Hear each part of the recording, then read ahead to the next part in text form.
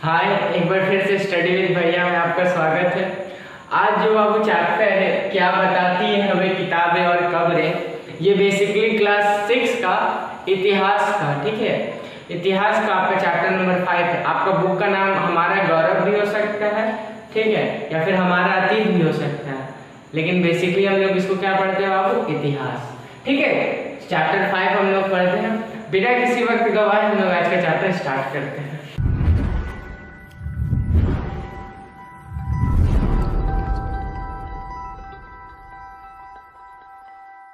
देखिए जो आज का जो चैप्टर है, देखिए किताब लिखल है ना, तो ऑफ कोर्स किसका बारे में बात करेंगे हम लोग। अच्छा, एक बात आपको बता देना चैप्टर से, जीवन में कभी भी पढ़िएगा ना, कहीं भी कभी भी किसी चीज़ के बारे में भी ना, तो सबसे पहले जरूर उसका टॉपिक पढ़िएगा, समझे। चैप्टर का नाम हो कुछ भी हो, पहले टॉपिक कर लीजिएगा, उसके बाद पढ़िएगा।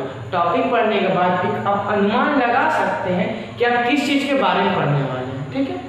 जिसे हम किताब ऑफ कोर्स किसके बारे में पढ़ेंगे? किताब का कब्र है तो कब्र के बारे में पढ़ेंगे, ठीक है। तो अभी हम किताब के बारे में बात करें। तो देखिएगा किताबों के मान से दुकानदार को, दुकानदार क्या करेगा? फाड़ा उसी में सेव बूंदी कुछ देगा, निमकी गेठिया कुछ देगा, देवे करेगा, उसका इच्छा है जो बेच रहा हूँ। तो वो करते किताब के ना आराम से पेज हम लोग को मिल जाता है। लेकिन सोच के देखिए, कल्पना करिए कि आज से 1000 साल पहले क्या होता था। आज से 1000 साल पहले, 2000 साल पहले कैसे बनता होगा किताब? क्या हाँ आज के दिन सही लगेगा? इसका आंसर होगा नहीं बाबू, पहले ऐसा नहीं था।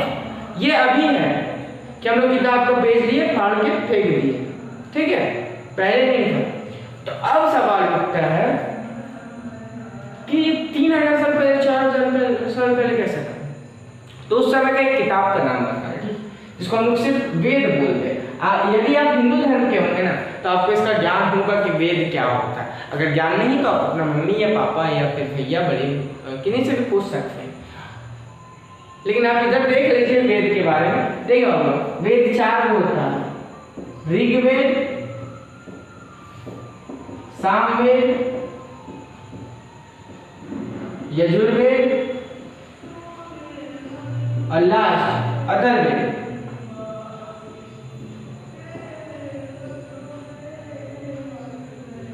ठीक है, तो वेद कितना होता है? ऋग्वेद, सामवेद, यजुर्वेद और अथर्ववेद। वेद 4 होती है, याद रखिएगा, ठीक है, ठीक। जिसमें सबसे पुराना है ऋग्वेद, सबसे पुराना, अगर कोई पूछ दिया तो सबसे पुराना वेद कौन? ऋग्वेद। सबसे लास्ट में कौन आए? अथर्ववेद। अभी हम लोग खास तौर पर ऋग्वेद के बारे में जानने वाले हैं, ठीक है। तो देखिए ऋग्वेद सबसे पहले बात है, क्या बोले कि ऋग्वेद सबसे पुराना वेद होती है, ठीक है। देखिए जब ऋग्वेद बना ना, ये लगभग 3500 साल पहले बना। याद रखिएगा कितना वर्ष? 3500 वर्ष पहले बना, ठीक है। कौन? मेरा ऋग्वेद, याद रखिएगा। देखिए उस समय का जो राजा लोग था ना, अभी का जैसा मतलब हम लोग राजा का सुने, राजा था, उसका मतलब रानी थी, जैसे फिर आता था सुबह उठता था, लड़ाई के लिए सोचता था, उकरा मारेंगे वहां जीतेंगे, इस तरह का हम सुनते हैं। लेकिन जब ऋग्वेद लगभग 3500 साल पहले क्या था ना, जो राजा होता था ना, वो नाम मात्र का राजा होता था। नाम मात्र कहने का मतलब वो खाली पद का क्या हो तो राजा है, लेकिन पूरा लोग रहता था ना, पूरा जितना उसका जनता लोग था, सबको कुछ ना कुछ हिस्सा रहता, तो कुछ काम रहता तो वो लोग करता था, ठीक है। तो ऋग्वेद में राजा जो था ना, वो राजा क्या था बाबू? नाम मात्र का था, याद रहेगा। ये शांति प्रिय था। शांति प्रिय कहने का मतलब है कि वो शांति चाहता था। शांति मतलब लड़ाई झगड़ा से दूर रहना चाहता था, ठीक है, ठीक। इसका पास कोई सेना नहीं था। सेना मतलब भाई सब को ले आता था, चलो कर से मार लड़ेंगे, ठीक है, इस तरह का सेना भी नहीं था।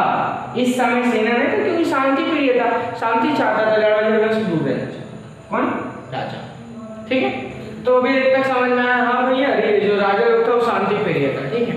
अब समझिए ना बाबू, उस समय जो देवता, जैसे हम लोग देवता को जानते हैं, जैसे हम लोग जानते काली माँ है, दुर्गा माँ है, फिर शिव भगवान है, विष्णु जी है, और भी अन्य भगवान है, ठीक है, इस तरह का भगवान जानते हैं। लेकिन उस समय का लोग मात्र 3 को प्रमुख देवता था इस समय जब ऋग्वेद था। कौन कौन? याद रखिएगा।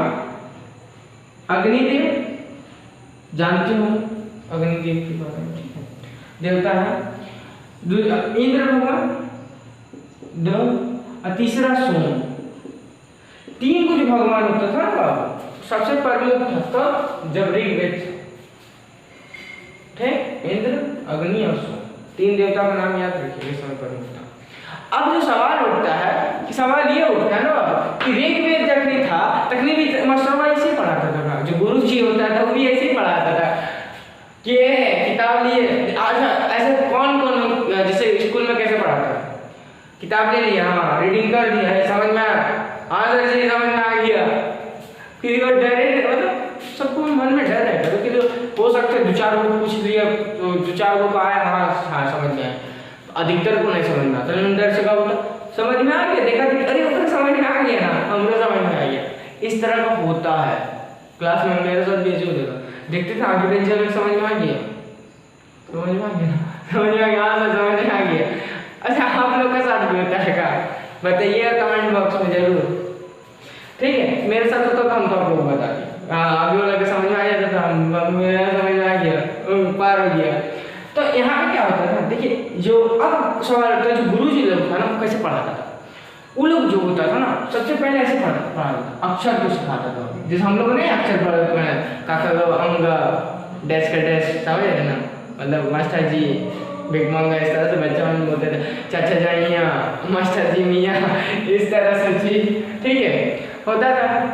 तो सबसे पहले लोग अक्षर को करवाता था, उसके बाद ना वो शब्द करवाता था, अनजाति याद करवाता। तो कोई किताब नहीं देते तो ले तू पढ़ एक ऐसे याद कर, तेरे एग्जाम में यही है, तो ऐसा नहीं था, पहले अक्षर करवाता था फिर शब्द, अनजाति करवाता था, वो अनजाति मतलब का मतलब खाली ऐसे ही रटा देता था पूरा किताब, वो भी नहीं देखता था कि हाँ किताब से हम पढ़ा रहे, नहीं वेद को जब ऋग्वेद को पढ़ाता था तो पढ़ाता था, पूरा अनजाति पढ़ाता था, ठीक है।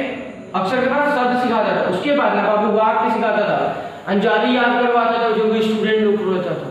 बात यहाँ समझ में आ रही, ऋग्वेद में क्या क्या होते थे इस समय। एक बात आप लोगों को बताना चाहेंगे, वो जो राजा लोग को बोले थे ना, राजा एक नाम मात्र का बंदा था, लेकिन राजा का भी कुछ काम होता था, नाम मात्र के लिए तो बना, लेकिन उसका भी कुछ काम होता था। जैसे कि पहला बात तो एक बात याद दिमाग में खोज लीजिए, वो लोग जानबूझ के लड़ता नहीं, मतलब कोई जानबूझ के तो नहीं लड़ता, लेकिन फिर भी याद रखिएगा वो लोग शांति प्रिय, शांति चाहता था, लेकिन कुछ कारण होता था, जैसे कि वो लोग मतलब कि लड़ने भी जाता था।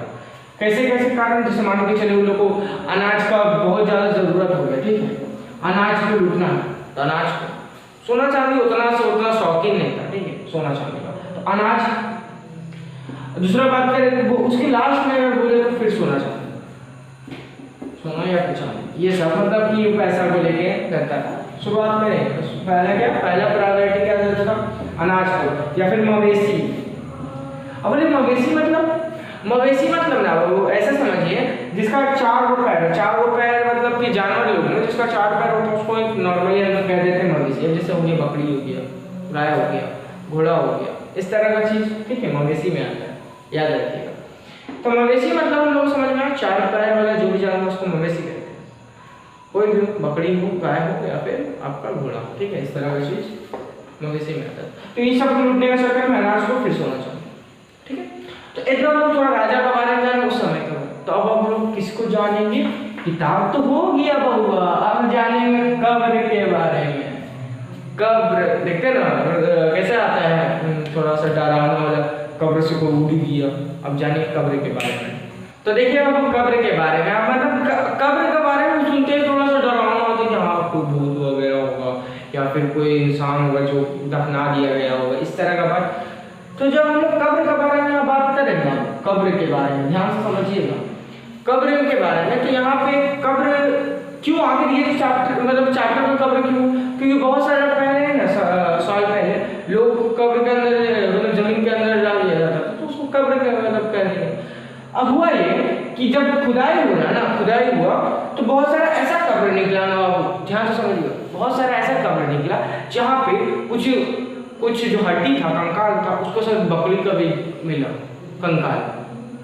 तो जो बकरियां कहाँ रखा होगा, तो इस तरह हो सकता है थिंकिंग होगा उस समय कि बकरी को ले जाना है, मतलब कि मृत्यु के बाद जो भी सजा होगा बकरी को मिलेगा, उसको कुछ सजा नहीं होगा। जैसे हम लोग सुने हैं ना कि यमराज है या फिर समझ रहे हैं, तो ये सब लोग जो सजा देता है तो ये कर रहे हैं। या फिर ऐसे समझ लीजिए जो कब्र है ठीक है, कब्र है वो, उसमें बहुत सारा लोग सोना चांदी को भी लेके गया। ऐसा अनुमान होता है कि वो लोग उसको इससे ज़्यादा प्रेम कर सकता है, उन लोगों को ज़्यादा अच्छा लगता होगा, या फिर ऐसा उन लोगों का थिंकिंग हो सकता है, सोच हो सकता है कि कब्र के मतलब मरने के बाद इंसान जो चीज़ ले जाएगा उसको सबसे पहले अगर नहीं ले जाता है तो भटकेगा चारों तरफ, डरावना सुनते ना, हृदय छम छम भी करता है कभी कभी, सुने हो? नहीं सुने तो सुन लीजिए। तो इस तरह का चीज होता था। अभी कब्र से हम लोग को क्या समझ में आते हैं ना, बहुत सारा ऐसा कब्र मिला है ना, ध्यान समझिएगा, बहुत सारा ऐसा कब्र मिला है बाबू जहाँ पे मतलब कुछ सोना चांदी मिला। अब सोना चांदी मिला तो अमीर आदमी का होगा, सिंपल सी बात है, गरीब वाले के पास होगा नहीं। अब हमको बोले भैया क्या आपके पास सोना का, सोना ना चांदी कुछ नहीं, सोना समझ, सोना बहुत तरह का होता है, एक होता है गोल्ड, एक होता है सोना, एक होता होगा कोई सोना, तो वो सोना बहुत तरह का होता है। तो यहाँ पे हम लोग गोल्ड का बात करें, ठीक है, गोल्ड। तो बहुत सारा कब्र पे क्या मिला है, सोना। तो उससे हम लोग क्या समझ में आता है कब्र से, वो लोग जो कब्र था वो बड़ा आदमी का था। अब मान के चले कोई कब्र है उसमें मिला मिट्टी का बर्तन, ये सब मिला, तो क्या समझ में आया, गरीब के ना होगा। सिंपल सा बात है, ये था कब्र के बारे में, ठीक है। अगर किसी तरह का सवाल होगा नीचे कमेंट करके बोलिएगा, भैया है, डोंट वरी, ठीक है।